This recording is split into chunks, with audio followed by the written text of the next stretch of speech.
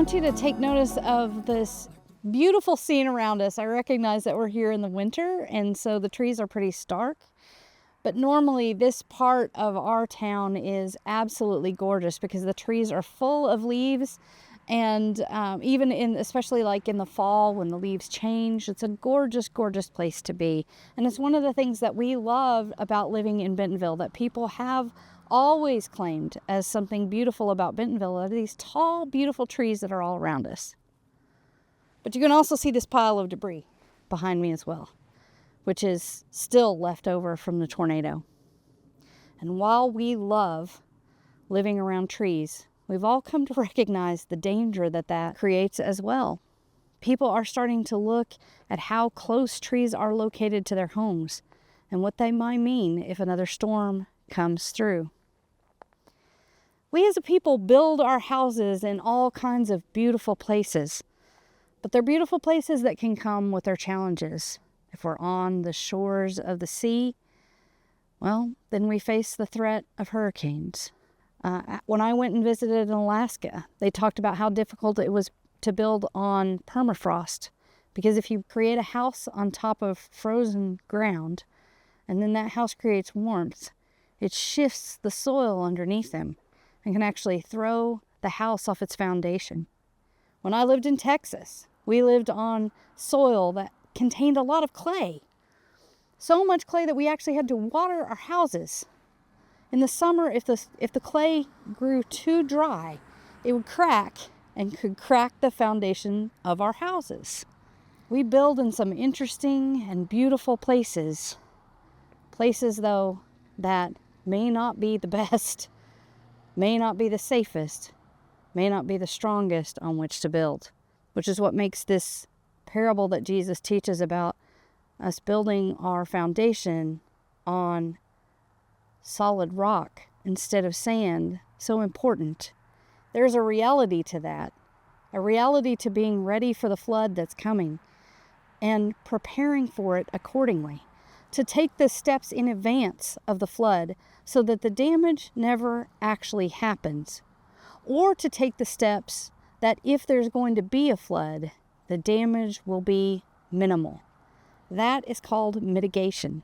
That is one of the things that disaster recovery work does, is tries to get us to look at what are the steps we can take before the disaster ever happens to keep the disaster from happening, or to keep the effects from the disaster from having a profound impact. Now, how do we stop disasters from coming? Well, some of that is doing the work of caring for our earth, of creating a safe home for all of us by making the sacrifices that we need to make so that the earth is more in balance. And that's the work of environmental care that we've been challenged to in the United Methodist Church.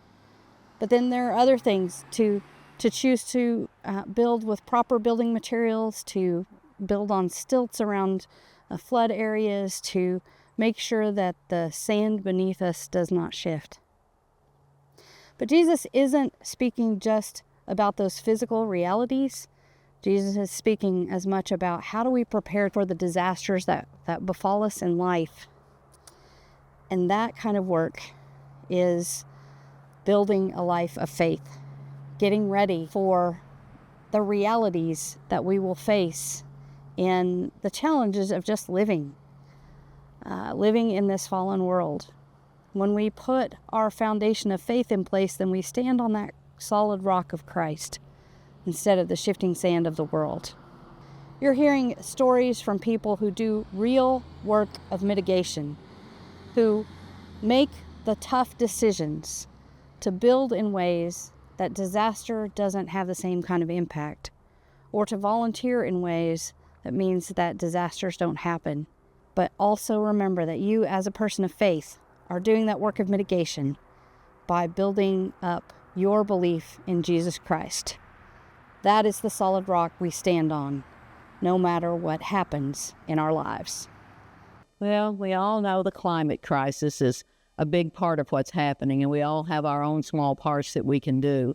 We can reuse and recycle. We can turn off lights. We can get a more efficient car. We can do all the things that are necessary for that. We can vote in the way that helps those things happen.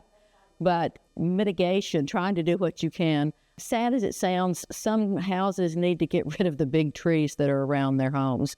If you can look at a tree and you know that if a tornado came, it would land on your house, in your house, the tree probably needs to come down. And the shade is nice in the summer, but it's not really worth it in the long run. So each home can do an assessment of what they could do to try to make the next disaster less impactful for your family. One of the things that we have consistently highlighted is you can tell that the facility, that the church, that this physical space has been so diligently taken care of because of how light the damage was. I mean, that was devastating to find, don't get me wrong. The stained glass window was devastating to find, but it could have been worse if 20-something years ago when they restored all these windows, they hadn't have put in storm glass, it would have been all in this room. It just would have been pieces everywhere. And now we're talking what the restoration looks like. Our faith has sustained us in many, many ways. So many people showing up, and it just shows us that that's the hands and feet of God everywhere we turn. We had this safety net under us that we didn't even know we really had.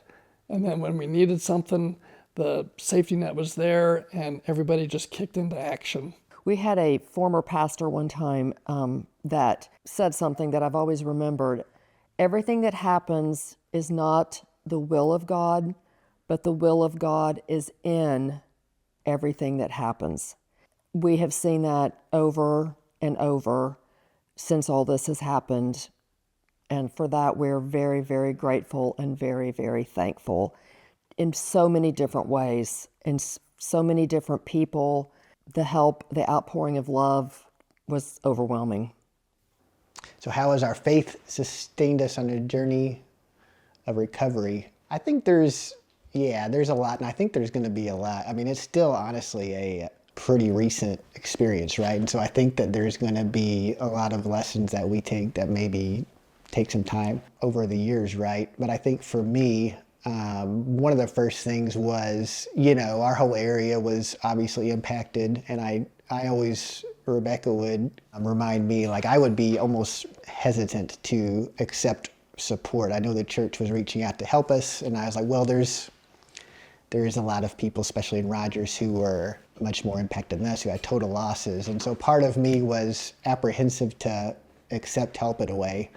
But I think that looking back, that really sells short, I think, from a faith perspective, the abundance of God's love. There's no limit on what God's love will give you, the people that reached out. And so for me, it was really accepting love, and that's okay to do. And then second, I would say just how fragile everything is.